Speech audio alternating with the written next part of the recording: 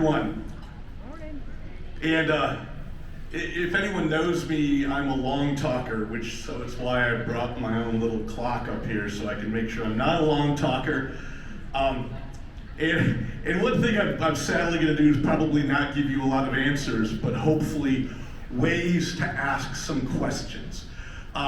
So I'm going to call myself your storyteller this morning because we're going to talk about a couple interesting stories that will hopefully provide some framework and some ways to analyze and look at what's coming down the pike the rest of the day. And a couple things I just want to let you know about me to know whether you should trust me or not trust me. I'm a non-recovering, lifelong game designer, and most of my career was spent in that. And as a bonus, does anyone know what game this was from? Asteroid? Wow, I thought we had some better gamers here. Space Invaders. Woo! All right. Pay the woman. And I'm also a serial, as in I cannot help it, entrepreneur. Started a lot of companies, I've failed at a lot of companies, I've succeeded at a few companies. I was also the developer of the Creativity Bootcamp, and the only reason I'm saying this for, well, two reasons. It's a way to kind of flex your creative muscles to help solve problems. And we're going to use some of these tools as we kind of look at our coastal economy. But also, the funny thing is I have to give a Creativity Bootcamp workshop today at 1:30 in another place in this building. So that's the leadership link, and some of you are running around today. But I've been a full-time rural economic developer for 15 years. I spent time in rural west central Illinois, and that's commodity ag. We're talking corn and soybeans.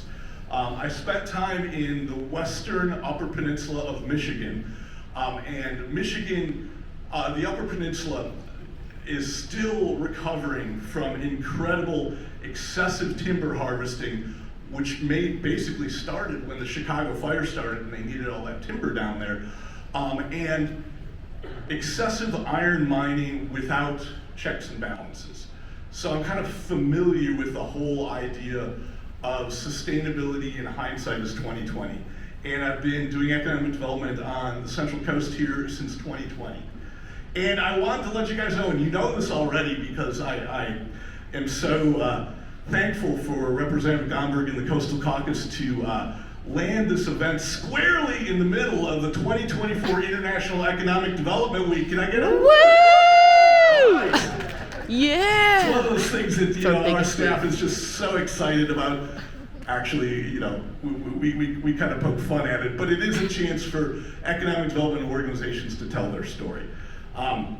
So I'm kind of boldly renaming this talk, Our Coastal Economic Ecosystems Viewed Through a Deck of Lenses, also known as the thing in your program, which we're kind of diverting away from.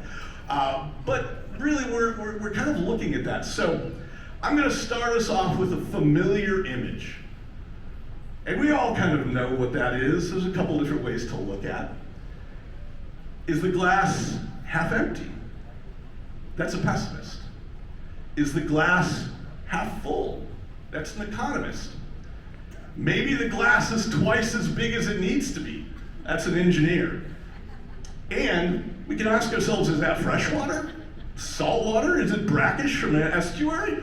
That's the questions we ask here on the coast. So I just wanted to give us the fact that we can look at the same thing and see fundamentally different ways to look at it, interpret it, and feel either good or bad about it. So we're going to take a high altitude look at our economic ecosystems and the systems that comprise that, and explore some ways to ask questions that can help you analyze the actions you're taking, the actions you're not taking in your own communities along the coast. So I'm calling this a deck of lenses. And we've all used the term, I'm looking through a different lens, I'm looking through a different lens. Well, we're going to be very literal about this, and we're going to look through some very specific different lenses at our coastal economic ecosystems, and hopefully it will help us come away with some ways to listen to our later sessions and go back to your community and analyze some potential next steps. So we're going to start with self-awareness. This is a lens of self-reflection, to kind of know who we are, to ask questions about who we are as the Oregon coast. So we're going to start with a couple things. We are rural, and that is part of our DNA, has always been. We are on the gorgeous, beautiful Oregon coast with the Pacific Ocean out there. We are a collection of communities that reside within the ancestral lands of indigenous communities. The coast has a rich tradition of fishing, and that goes back thousands of years to those communities, with commercial fishing since really the 1880s in the Columbia River. That's where it really started. Timber remains an important industry. It's about 6%, according to our economist Hans, of the income of the coast. And timber as an economic entity really started in 1838 with the first water-powered sawmill outside of Newburgh. As far as employment, hit its peak in the 20s. As far as board feet produced, that was probably the mid-60s. But it's still a very important thing, and there's a lot of new things happening in timber. We have an aging population. That was one of the key points of the previous talk. And I'm talking about both native-born and retirees, and when I'm using retirees here, I'm talking about folks that are maybe doing a second home or will be retiring here. And that has multiple implications, good and bad, and we'll kind of explore that a little bit. We are heavily reliant upon and somewhat upset by our tourism industry. It's a love-hate relationship, or it's a love-grumble relationship. As Oregonians, it's in our DNA to collaborate, to step up and get involved, and that is awesome. And coming from someone who did not grow up in Oregon and seeing how that happens in the Midwest, in Illinois and Michigan, you guys should be absolutely proud of your ability to step up. Give yourselves a round of applause, because you step up for each other. And as Oregonians, we deeply care about our marginalized populations, and we seek equity whenever possible, even before it was necessary to do so or implied that that was something we should pay attention to. So that's pretty cool. So that's one sense of who we are. And I'm cutting to the thesis here. What do we really want for the coast, writ large? Once we deal with looking at the numbers, we look at the deck of lenses, all of these such things, what do we really want? We want a balanced and predictable and manageably impactful tourism industry coastwide. That's something that we want. And we have organizations like ACWA working very hard to manage that resource. We want enough of a workforce to fill the jobs that we have, to replace the retiring workers, and to provide workers for new growth sector jobs. And the other important thing, and this has popped up a couple times already, to provide them with the foundations they need, access to appropriate housing and access to childcare. That's essential. We want opportunities for our youth. And let's be realistic, many of our youth will go away. We cannot stop that. It's going to happen. But we want opportunities for those who don't, and we want opportunities for those who return, and that's essential. We want to maintain the environmental beauty of our coast, and we want to be well poised to have vibrant, thriving coastal communities well into the foreseeable future. That's really what sustainability is. So let's look at the Oregon economy writ large. Let's look at some stuff that are huge churning mechanisms of commerce in Oregon that really are not majorly represented here on the coast. We're talking about computers, electronics, software, information technology. That's a workforce of over 30,000 people currently and growing in the state of Oregon. Manufacturing, from just-in-time manufacturing to old school manufacturing to somewhere, probably somewhere in Oregon, someone is making a handmade wooden kayak. There's construction, professional and financial services. Those are things that are generally more tied around urban areas, but they are important. Transportation and logistics, those came up. Those are things that are churning machines of dollars, but not really on the coast. So let's look at what's going on the coast here. We have tourism. And really, you could break tourism into two different chunks, and Marcus alluded to that earlier. There's accommodation and food service. They come here, they gotta spend the night, they gotta eat. But there's also visitor spending. When they go to the store to buy food for the night, when they go to buy some souvenirs to go take home, when they go to an event, that spending is huge. That's a huge chunk of our coastal economy. And if you remember that horizontal chart that Hans showed, you can see in all of our counties that is huge. There's the non-employment income, and this was one of the main things. There's the transfer income and the dividends, interests, and things like that, and rent, things that are not tied to a job and the earnings. That is growing and growing. There is commercial fishing and processing. That is a large chunk of our coastal economy. There's timber, which is significant, but not nearly as large as it was, but there are opportunities, assets, technologies that could make that an even more prosperous and value-added industry. There's agriculture in certain areas. In like Tillamook, there's a great example of a huge agricultural base that has the most incredible cheddar cheese. Good Lord, it's good. Then we also have huge sectors of our economy that are government. And if you're looking from like the Oregon Employment Department, government includes education and teachers and stuff, and healthcare and social assistance. I have asterisks there because those are aspects of the economy that are huge in every corner of Oregon, all across the United States. Those are giant, slow-moving, policy-driven employers of many, many people. But just so we kind of know what's going on here. And the other thing to kind of think about, and sometimes we forget this, especially when we come to an event like this, but that's okay, is that we are vital partners with our inland regions. We have to remember that we are part of this. And another thing I will say with an asterisk here is that when you're a human being living your life, you don't think about municipal boundaries, urban growth boundaries, county boundaries, or things like that. You just live. But we are all, as members of the Oregon coast, part of one of 3 economic development districts. These are federally recognized economic development districts that help define regional planning. So up north, we've got the Columbia Pacific Economic Development District, COLPAC. Right here, we've got the Cascades West Economic Development District. And I am honored to serve as the chair of that economic development district here on the Central Coast. And down south, we've got the CCD Business Development Corporation for Curry, Coos, and Douglas counties. Those organizations are charged with, and their most important mandate is they create the comprehensive economic development strategy plan for that region. That is a plan that sometimes is rightly so accused of being a plan that gathers dust on people's shelves. Or I guess I would say it's relegated to an unopened folder on a hard drive right now. But those can become important and useful planning documents, and they are also required to be acknowledged and aligned with when you're going for federal funds through the EDA and such. Also, again, this goes down to the border. There are folks who live in our coastal communities who commute inland for jobs, and vice versa. There are folks who live inland who commute to the coast. I mean, if you just go hang out on Highway 20 in Newport at about 7:30 in the morning, you can see that flow of people.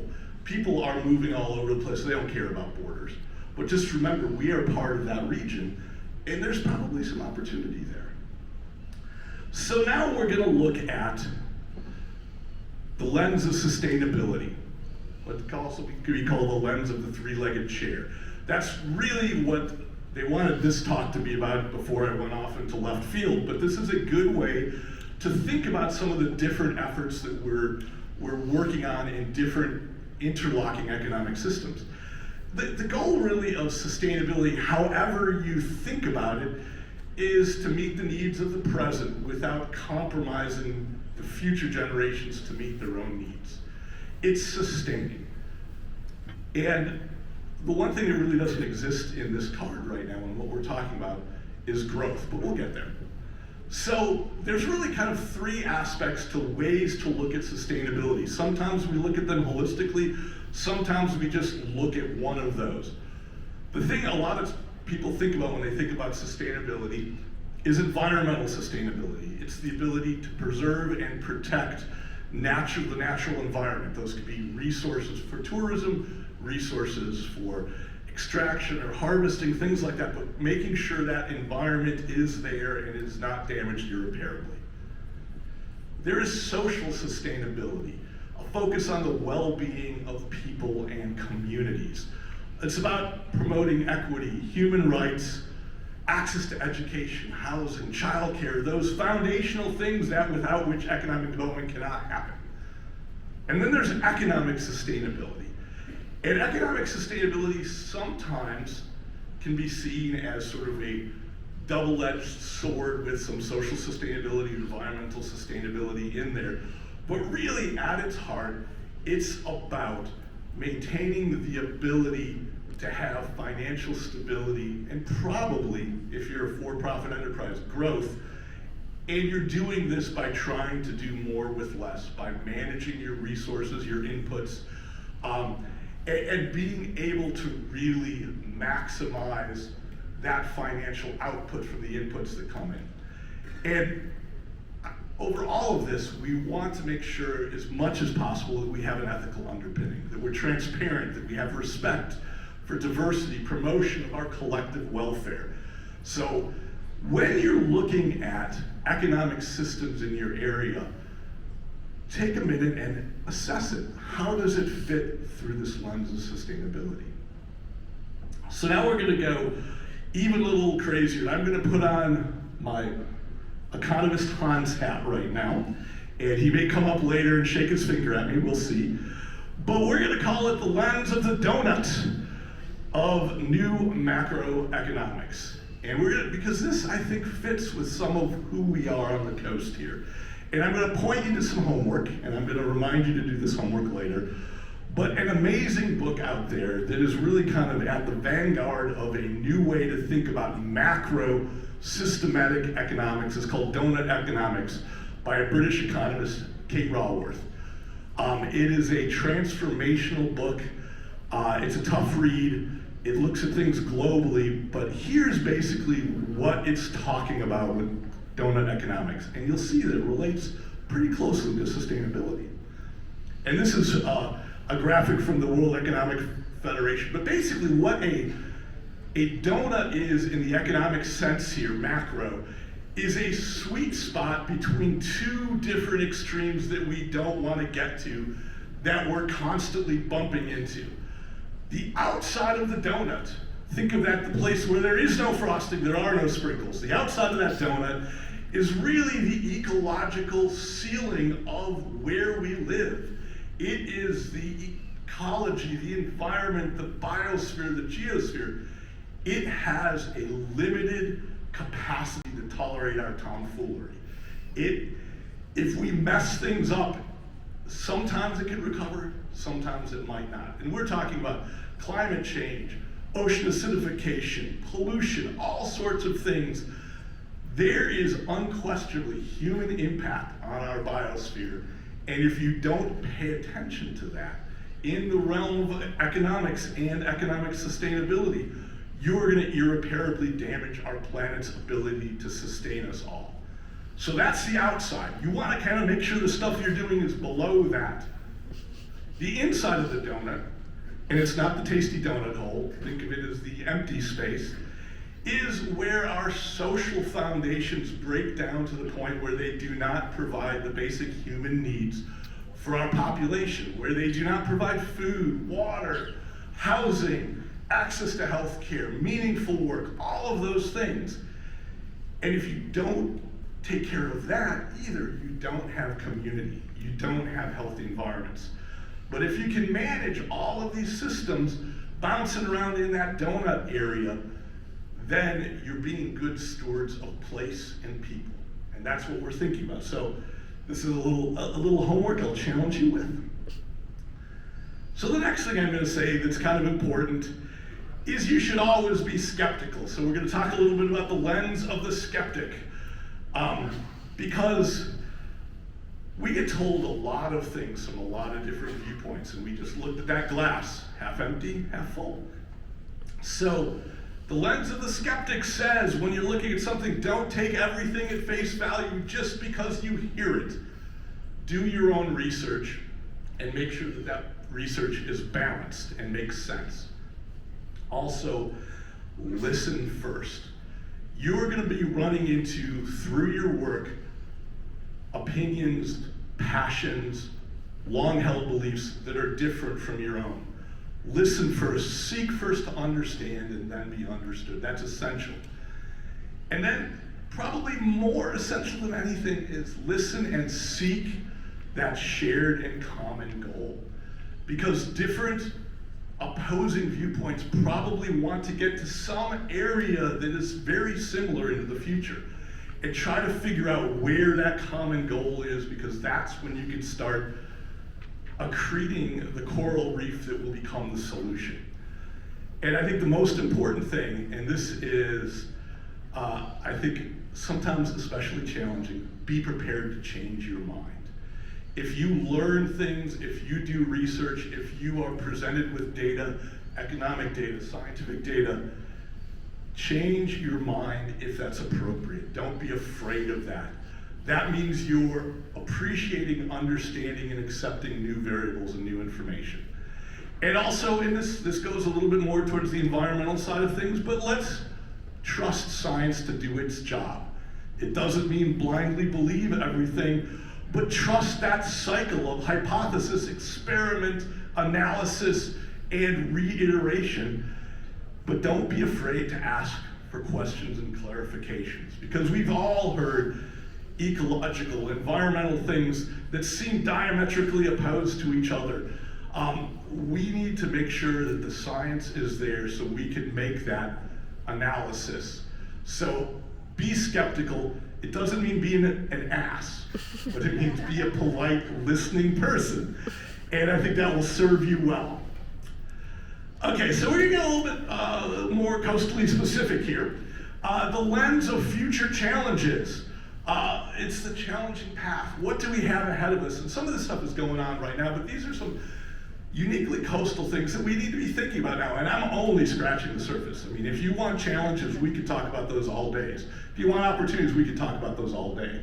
But one thing that's probably not going to change at all in our lifetimes is the Oregon coast is an expensive place to live. That just is. It is. And there is not enough available and affordable housing.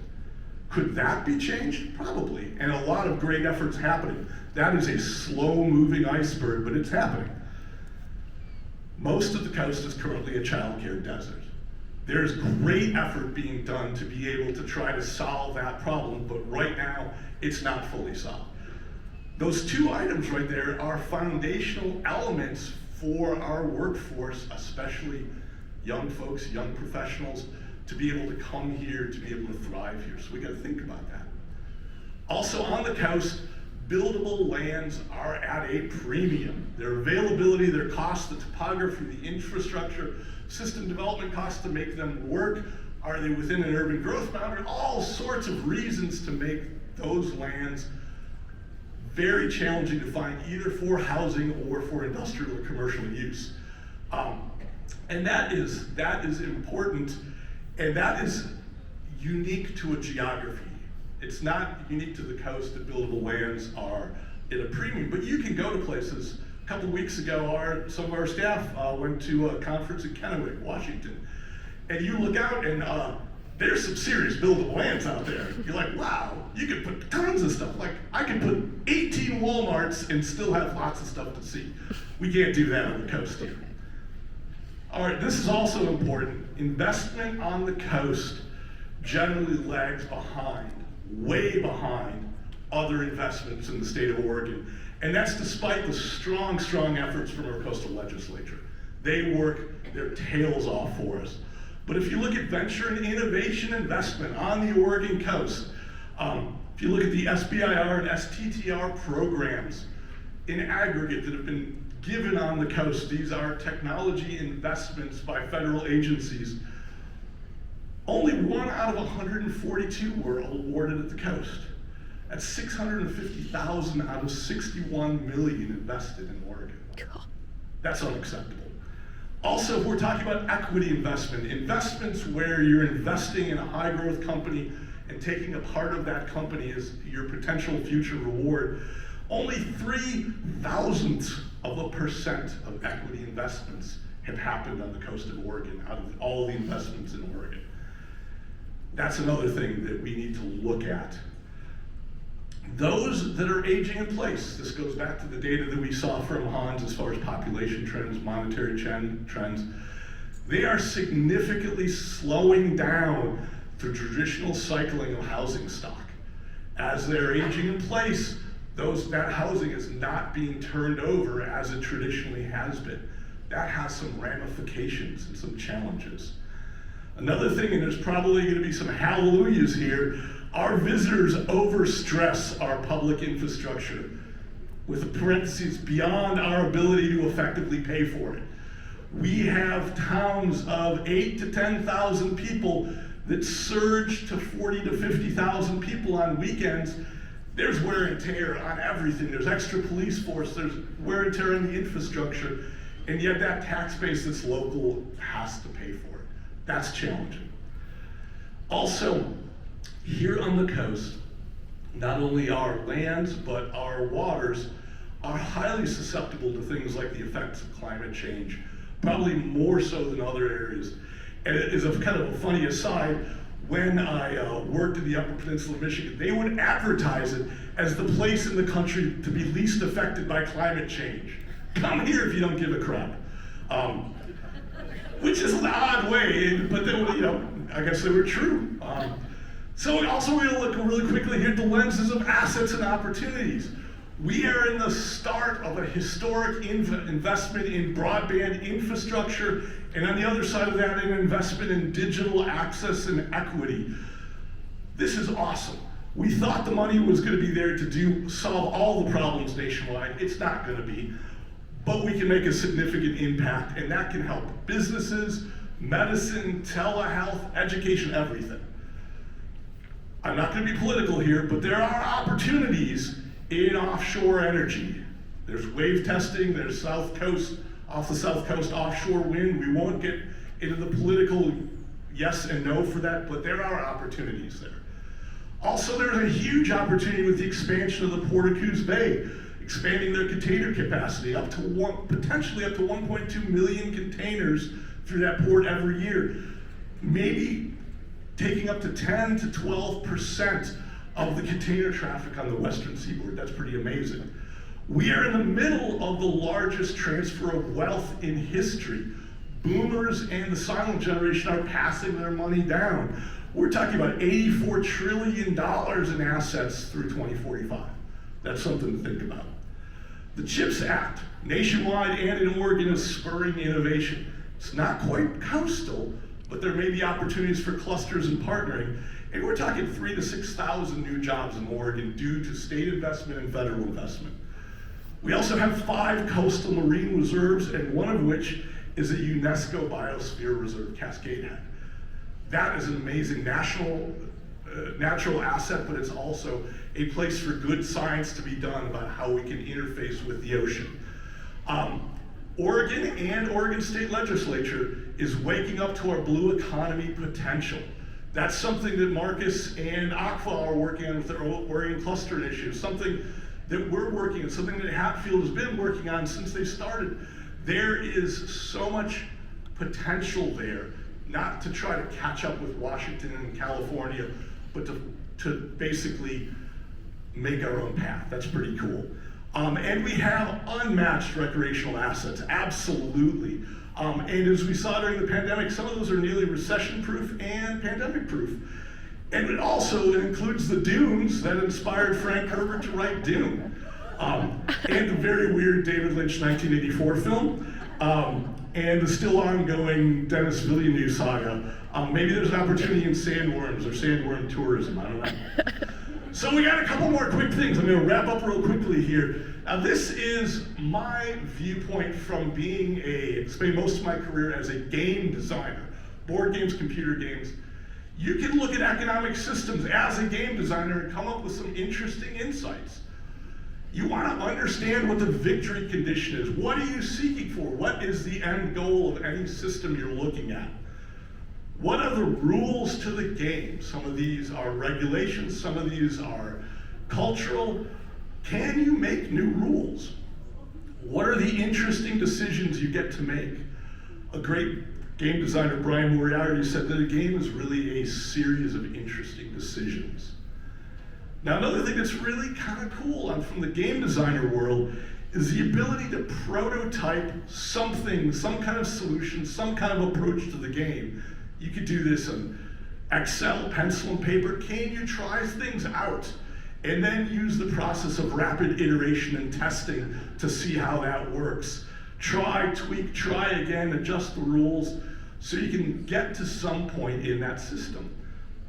Also, learn about what variables to pay attention to in your systems. We are dealing with handfuls of incredibly complex variables all the time, but only probably a few of them really matter at any given moment. Figure out what those are so you can tweak and adjust those. Try to avoid ways to create gaming the system. You don't want to create loopholes or unintended consequences. And another thing from the game designer lens is allowing player agency, giving the player control over their own path, giving the business control. So that's another way to think about things. Now, one of my last ones here is the lens of the entrepreneur. That's the person who goes out there, takes the risk, starts the business. What are some things we can learn by looking at an entrepreneur lens? We can look at opportunity recognition, how to see what others can't see. In a challenge, there's always an opportunity. And if there isn't an opportunity, the next superpower of an entrepreneur is opportunity creation. Make your own advantage, create something. But one of the things to also think about when you're talking about entrepreneurship is you've heard the concept of build a better mousetrap and the world will be the path to your door. The better mousetrap is really, another way to talk about that is the adjacent possible space. It's the new thing that's next to the thing you understand. That new thing is where the markets are. It's not the crazy, like I'm gonna make teleporting crows that go into the future and bring back resources. That's crazy. But if you do something that's slightly modified, that is where that market and that opportunity is. Also, entrepreneurs take risk assessments seriously, and they take managed risks. You can't really move the needle without taking some kind of risk. But you also want to think through potential unintended consequences. And we all have seen well-meaning laws, policies, things like that lead to unintended consequences that cause harm, frustration, or something that were not intended anyway. The other thing, does it pencil out? Can you do a quick business place so this can be sustainable on the economic side of the sustainability tool? And another thing that entrepreneurs look at is what's the minimum viable product? What's the smallest, simplest, cheapest thing I can do to get out into the public? That's different from prototyping. Prototyping's internal. The minimum viable product is what you take out there to test out and make sure that something works. And you also want to learn to fail fast, cheaply, and often. Not awesome, often. Because failure is the best way to learn. And we actually do an annual Fail Fest event celebrating failure in business because that's how you learn stuff. All right, so we're gonna look at some homework here and then I'll have one final thing and then I will get out of your hair. All right, some homework. Maybe it's not always about bigger, faster, more. A lot of economics is about chasing the ever-escalating airplane of gross domestic product. Maybe that's not it, because eventually you break through those clouds of the donut and you're harming more than helping. That doesn't mean that change is not going to happen. I want it just the way it was. No, it means that maybe that is not our metric for success. Maybe there's other metrics. So read Donut Economics. It will profoundly change you. Think about how sectors and systems interact and be intentional about it. Use these lenses. Engage your inland partners through your economic development districts. And if there's an update to the CEDS, this Comprehensive Economic Development Strategy, get involved. Our coastal Oregon communities are notoriously absent when it comes to that table. The Colpax SEDS is being, the re-up process is starting in 2025.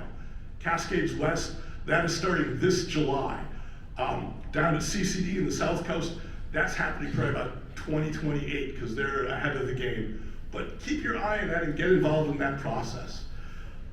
Keep doing the slow, hard, important work of growing housing slots, buildable housing, mixed use, creating more childcare slots, and developing systems that uplift our most vulnerable populations.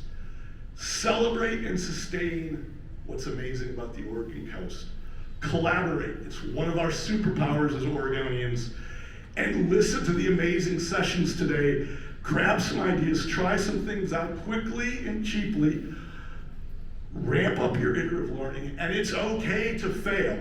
I'm going to leave you with one final thought here, one final lens, which is entropy, the lens of inaction. What happens if we do nothing at all? Thank you very much.